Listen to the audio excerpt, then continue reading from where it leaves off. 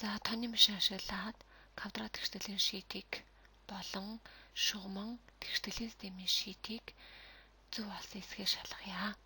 За тэхийн тулд мод гэдэг төвчлөр дээрээ дарна. За equation гэдээ сонголоо. За нэгийн тог нэг дээр болохоор ийм шугамн тэгштэлийн системийг бодож байгаа.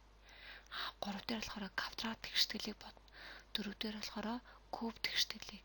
2 дээр болохоор ийм 3 хувьсагчтай 3 тэгштэлийн системийг бодно. Эхнийх дээр болохоор 2 хувьсагчтай 2 тэгштэлийн систем бодож байна гэсэн үг. За тэгэхээр нэгийгээ сонголоо.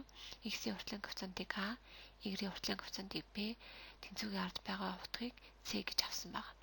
За тэнгууд А нь 1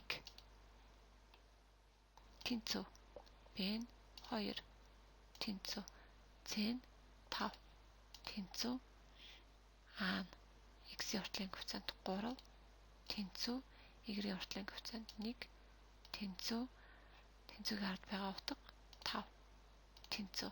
За одоо тэнцвүүгийн тэмдэг дарлаа. X нь 1. За зөв болсон байна тий. Тэнцүү. Y нь 2.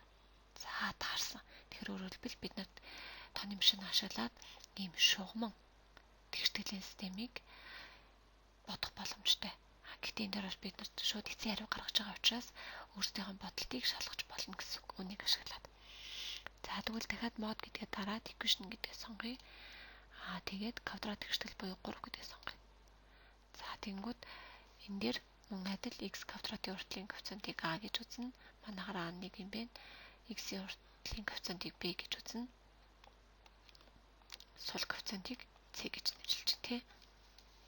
Тэгэхээр А нь 1 тэнцүү, Б нь 7 тэнцүү, С нь 12 тэнцүү. За тэнцвүүгийн нэмрээ дарлаа. X-ийг нь асах 3 зөв байна.